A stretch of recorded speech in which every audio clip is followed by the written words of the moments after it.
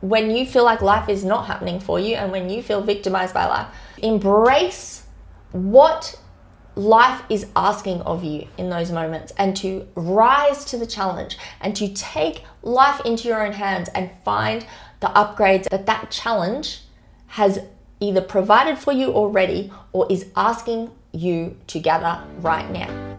And you will start to embody and reach your greatest potential, because there is no growth without challenge.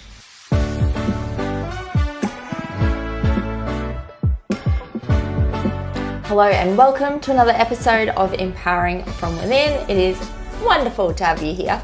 Today we're going to be talking about growth, upgrades, challenges, getting out of a victim mindset, and understanding that life is always happening for us, no matter how difficult that might be to accept in our toughest challenges.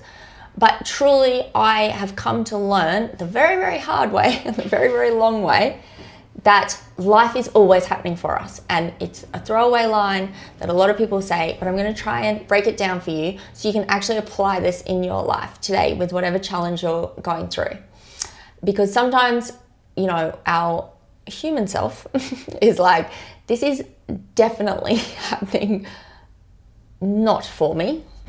Because as much as humans want comfort and safety and belonging and all the cushy things in life, we literally need growth to feel alive and fulfilled. And if we are not growing, we are literally dying. It is a biological, scientific, energetic, physical law that systems and living things that are not growing are dying.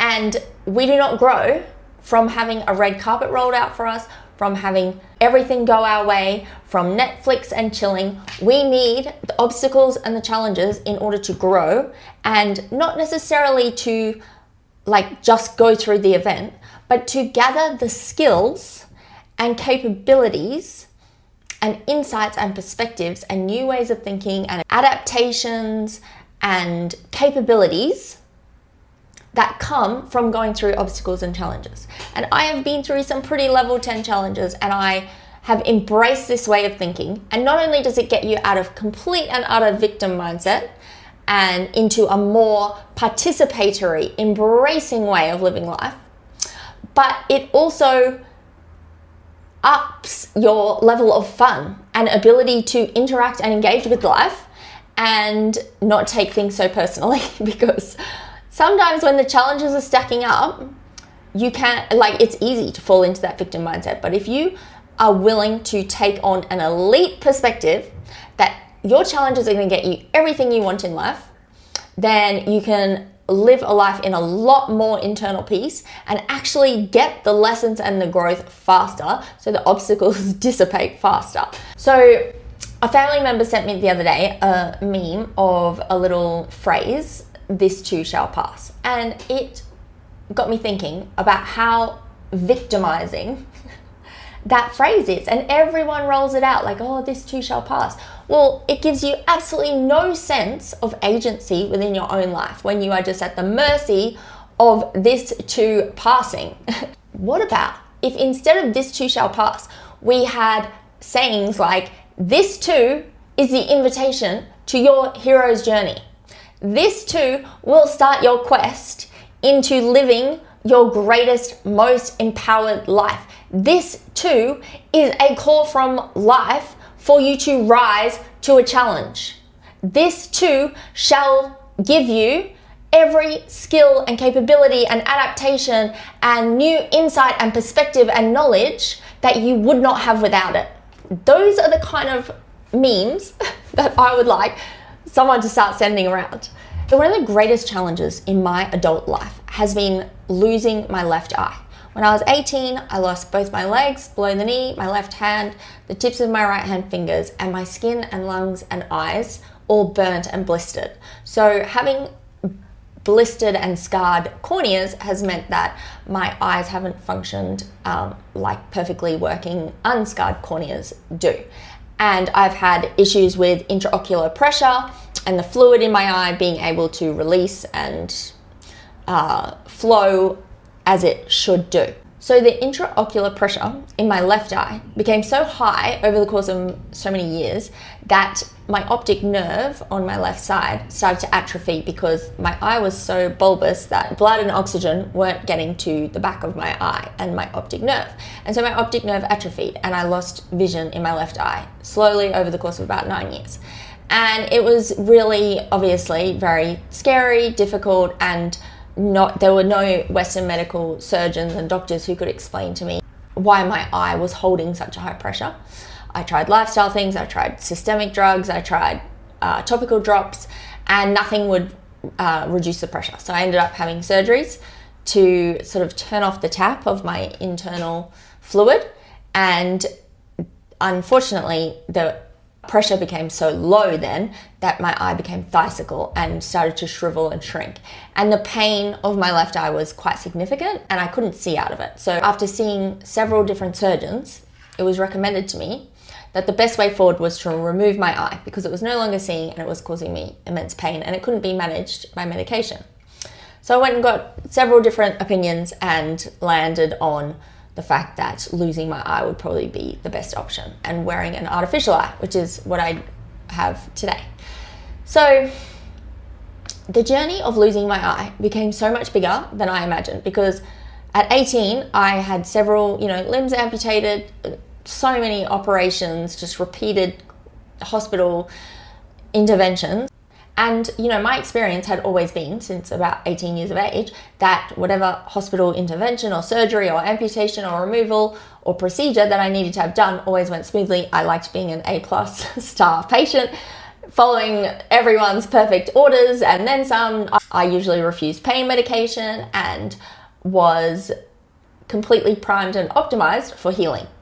And what happened with losing my eye was a very, very different experience. So I imagined that I would have the eye removal surgery and within 6 weeks I would be wearing an artificial prosthetic eye and I'd move on with life. However, I had the removal surgery and it would not heal. And the tissue behind my eyelids just would not grow together and heal. And it was a constant wound. It became granulose tissue and I had a granuloma there. And so they thought perhaps because there was now a foreign body in my eye tissue, perhaps because I had been overexposed to antibiotics over the course of the years, the wound just would not heal. And so this went on and on and on for a few months until finally it healed enough that I could wear an artificial eye. However, when I started wearing the artificial eye, the wound split open again. And it got to the point where my surgeon had to re-suture the wound. So again, round 2, surgery, I went in and had the wound resutured and I had to wear a bandage for a number of weeks and I wasn't able to wear the new artificial eye. So at that point, I'd had 2 operations over the course of 4 or 5 months. After I left that operation, which involved hospital admission and general anesthetic and all the bells and whistles of surgery, I went back to my surgeon for his tick of approval that it was all healed and I could wear the artificial eye and move on with life. But that tick of approval was not given and the wound would not heal. It would not grow together. So he had to keep resuturing this small bit of tissue in my eye socket together. And it got to the point where I was having surgery every few weeks to resuture the wound. And I had, I think my boys were 4 and 6 at the time that this was all going down. So it was quite disruptive for me to be in and out of hospital, having general anesthetic, recovery, pain, all the shenanigans that go with surgeries. Now, in total, over the course of 18 months, I had 21 repair operations. After operation, 3, 4, 5, 6, I was starting to get quite anxious and panicked that it would never heal and there was something deeper and more sinister going on in my body that was preventing me from healing. After operation 7, 8, 9, 10, 11, I started to think that the universe was literally pranking me. And I was like, I feel like this is like I'm on punked right now because every single time I went to the surgeon's office, it was not healed. And I just went in there with such hope and optimism and I did not consider any other option for all those 21 surgeries except that I would walk in there and it would be healed. And every single time I got completely deflated and disappointed and heartbroken and would walk out gutted and have to book in another operation. And it just went on and on and on until I started to understand that I was being called to up level and upgrade. And this was not just a arbitrary challenge. This was calling me once again on a hero's journey to heal this wound and to gather all the knowledge and wisdom and insights that my heart and soul wanted me to gather, and to upgrade my life to meet this challenge. Along the course of all the surgeries, I started to get really, really invested in what it was that actually made tissue heal. I started to go on such a quest for knowledge and healing information. I read every single memoir possible about people who had healed the unhealable. I read books and listened to hundreds of podcasts about people who go into spontaneous remission, about Western medicine, what that has to say about healing, Eastern medicine. I got into psychology and Jungian depth psychology, straight psychology, internal family systems, healing emotionally, healing mentally, healing spiritually. I could not have gathered more healing information if I had tried. And there is no way in the world that if I did not have these repeated operations and repeated never-ending, what felt like never-ending surgeries, that I would have ever sought out such a variety of information and upgraded my knowledge about healing so intensely, because I was so invested in healing my tissue. Now, if I had just moved on at 18 after my initial illness and never had another medical issue again, there's no way I would have overturned the kind of information I started to overturn and search the ends of the earth for all and every healing information, and how our energy and how our relationships and how every area of our life impacts our health. And I started to really clean up my diet, my mind, my limiting beliefs, my physical health, the harmony in all of my relationships, my internal peace. I just refused to go to those checkup appointments having the feeling that I could have done something more to heal. I went in there having given it absolutely everything. I freaking meditated like a pro. I cleaned up my diet within an inch of its life. I could not have taken better care of my body, and I just wanted to get in there and know that I had left it all on the field, and if the surgery failed, then I could walk out without thinking, wish I'd done that differently, could have done that better. So I was treating it as, it felt like a life or death situation. Well, I was starting to think that perhaps there was something significantly wrong with me and I would never heal this wound, and it was going to, and some kind of infection was going to go back in further into my facial tissue, my brain tissue, my skull. It was quite scary at times. And there was kind of an overwhelming sense of failure and punishment that I kept bumping up against, because I was like, everyone else is out here living their lives, not having to get repeated surgeries. But when I turned the corner, when I took the challenge into my own hands and started to actively embrace and work with it to see what it was trying to teach me, what hero's journey it wanted me to go on. And ultimately, it was a quest for healing, for true inner healing. I know that our physical body is deeply related to our mental, emotional, and spiritual well-being. And it is an expression of those deeper things in our lives. So if every challenge is an upgrade, I can tell you the amount of upgrades that came out of that 21 surgeries were monumental. I upgraded my knowledge beyond belief. I upgraded my lifestyle beyond recognition. I upgraded how I showed up in all my relationships, and how I was so desperate to get back to being a mum and to being available and reliable for my kids. I would have gone to the ends of the earth 5 times over to heal that tissue so that I could stop going to hospital, to be back with my boys when they needed me at that age. And I can tell you that without that challenge, I would never have updated my knowledge to understand that the Western medical system does not have all the answers, that there is a lot more going on to healing than just, suturing and antibiotics, that we are these complex energy systems that require balance and harmony and peace and, processing all of our trauma from the past and limiting beliefs and programs and conditioning. I would never have any of that knowledge. I would never have become so passionate about helping other people on their healing journeys. And the other upgrade that happens when something is taken away from you is the deep, deep, deep value that you have for your life and for your health when it is taken away, and for all the roles that I had in my life. When I was 18 going through illness, I didn't have my children and the stakes didn't feel as high. But when I was in my 30s going through these never-ending surgeries, I can tell you that the stakes felt really, really, really high, and the upgrade was significant. And if I had lived those years without ever going through those multiple surgeries, I would have such limited knowledge about the sight that I do have in my right eye, about what true healing means, about how our energy works, and how to live the most excellent life possible, no matter what is going on. And I would never have come across these energetic laws and lived within them and now be able to teach on them if I hadn't undergone such an extreme challenge. So as difficult and painful and calamitous as our challenges seem, there is an equal amount of extraordinary up-leveling and upgrading that goes on.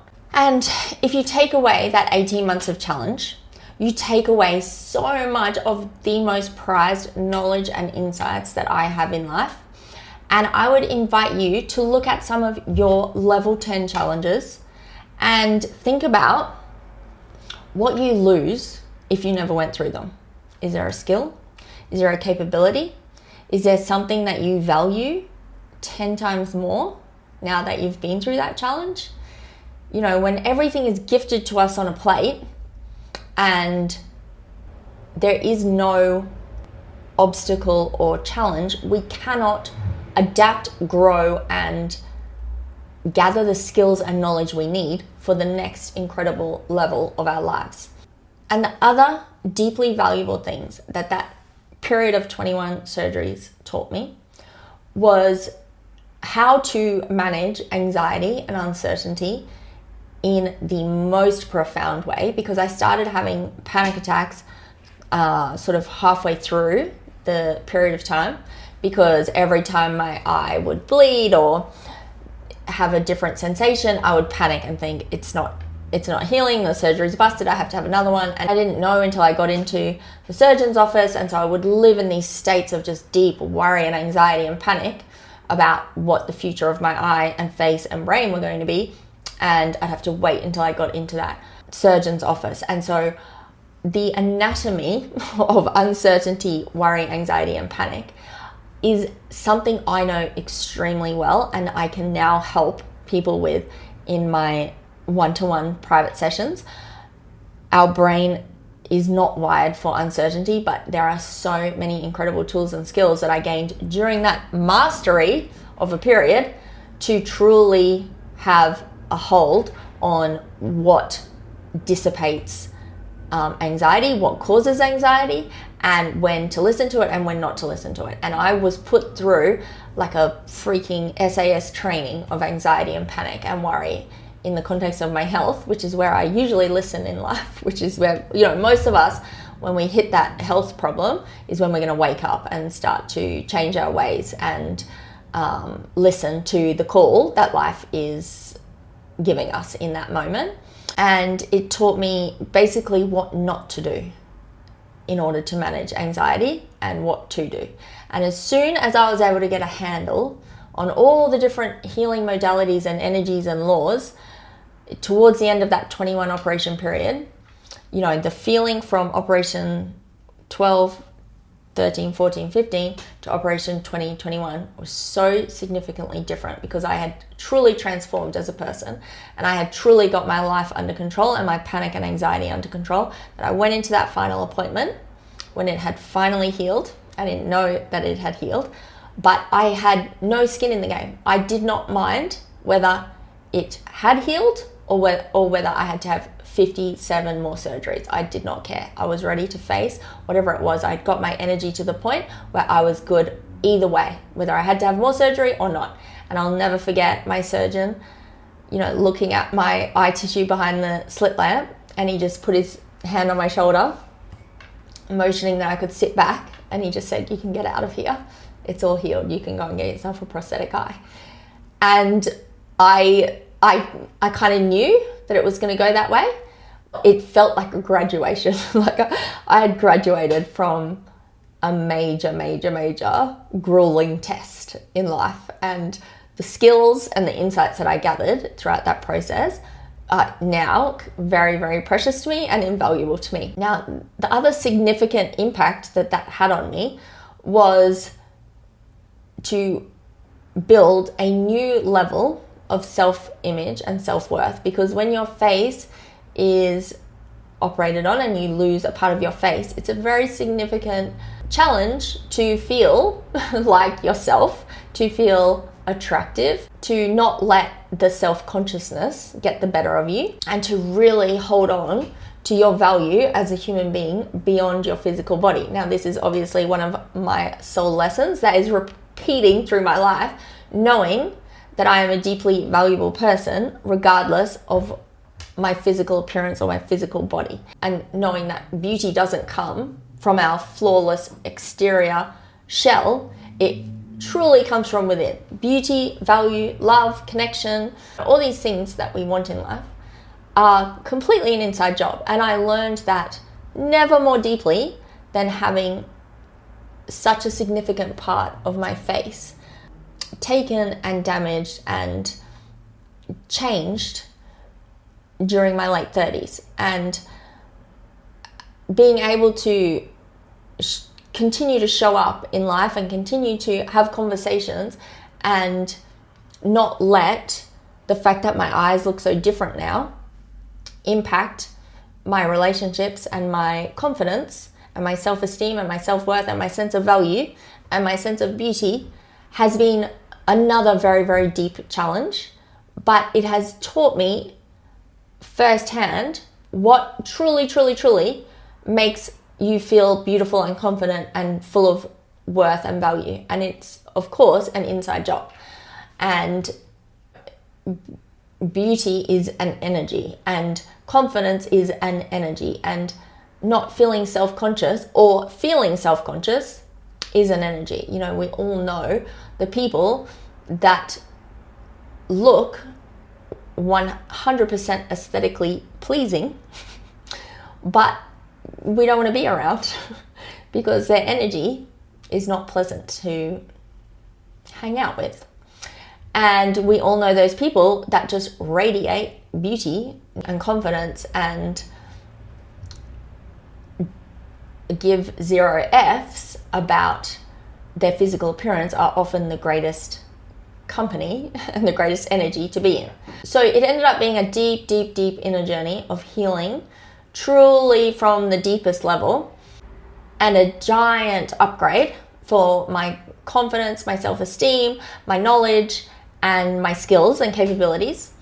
And if I had a victim mindset and I only held on to the suffering, the pain, the loss, and everything that I had been through, there is no way I would be sitting here recording a podcast, because I would still be in victim energy, only focusing on the loss. And we've all heard of the law of focus. And when we deliberately and consciously focus on the upgrades and the upskilling that occurs during our challenges, and how we value things more, and how we have new capabilities and new skills and new insights and are living better lives because of our challenges, then we are able to reach our greatest potential in life, and we are able to show up as the greatest version of ourselves, rather than dragging along all our obstacles and challenges behind us and never processing them, we are able to fully hold and embody the upgrades and the up levels that occur during our challenges, and stand so much taller and stand completely out of victim energy. And we are able to stand in ways that are empowered and full of greatness and reaching our potential that would never have been reached without our challenges. But the trick is to deliberately and consciously find the upgrades and find the new skills and abilities and knowledge and insights and perspectives and capabilities and adaptations and ways that we have evolved through our challenges, because it takes conscious and deliberate effort to hold and embody the new skills that we gather along the way and to not be victimized by life. So if you are going through a challenge, or if you have been through a challenge that you can't reconcile in your mind, go back and reflect on the skills and upgrades and abilities that you gained that you would not have without that challenge. And you will start to live your life in such a more peaceful and empowered way. And you will start to embody more and more and more and focus on more and more and more the upgrades and the abilities and the better, more heightened skills and sensitivities and value that you can now add to life, to your own life and to the lives of everyone around you, because of the challenges you went through. Not despite them, but because of them. And it is a much more empowered way to live, to see every single challenge as an upgrade, rather than to be dragged down, because the majority of people out there are only seeing challenges.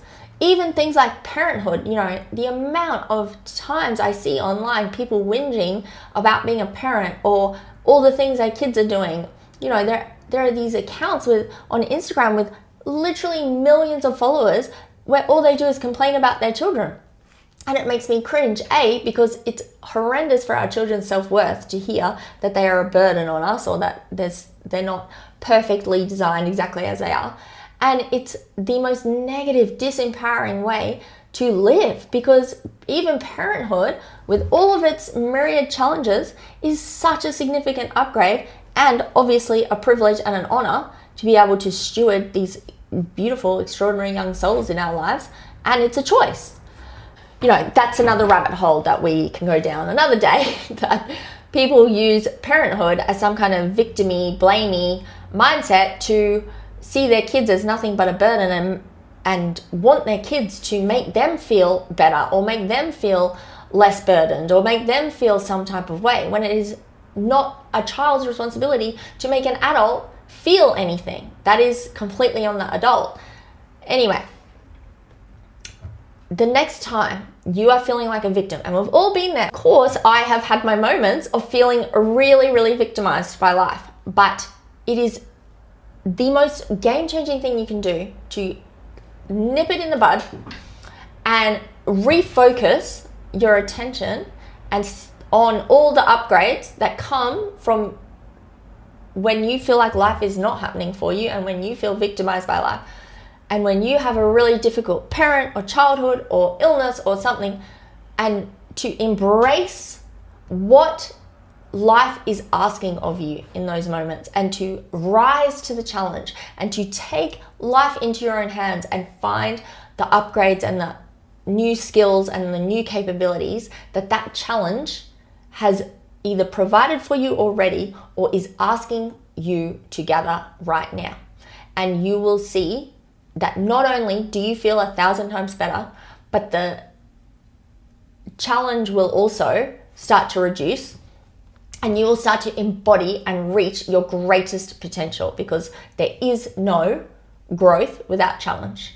And if you need support or help finding the upgrades in your worst challenges, I am 110% here for you, and it would be my privilege to help you to rise from any victim energy that is lingering around the different areas of your life, and to start to embrace whatever difficulty you're going through, because I can tell you, if it is a challenge, it is an upgrade. So head to phoebestewart.com, slide into my DMs, and have an excellent, empowered, non-victim-y week ahead. Thank you so much for being here today.